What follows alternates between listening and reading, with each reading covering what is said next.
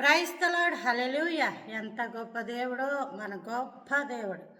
27వ తారీఖు 2వ నెల 2026వ సంవత్సరం.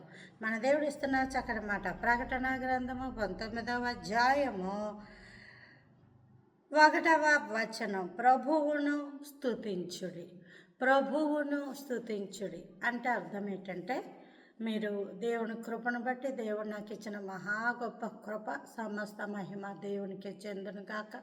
హీబ్రూ భాష చదవడం రాయడం విషయంలో దేవుడు కృప చూపించారు. హల్లెలూయా. హల్లెలూ అంటే స్తుతించుడి, యా అంటే యెహోవా, యెహోవాను స్తుతించుడి. కీర్తనల గ్రంథంలో ఒక కీర్తన ముందు యెహోవాను స్తుతించుడి అని రాయబడి ఉంటుంది.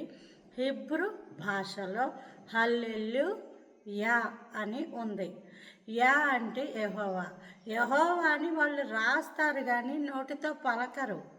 యెహోవా నామంని వ్యర్థముగా ఉచ్చరించకూడదు, ఎప్పుడు పడితే అప్పుడు ఉచ్చరించకూడదని వాళ్ళు రాస్తారు కానీ అడోనాయ్ అని చదువుతారు.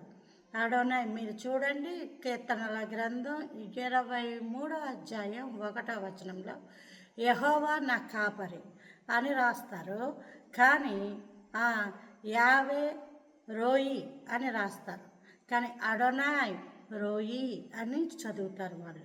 ఇక్కడ కూడా అంతే, అడోనాయ్ హల్లెలూ అని చదువుతారు కానీ రాయడం హల్లెలూయా అని రాస్తారు. దేవుని స్తోత్రం, హల్లెలూయా.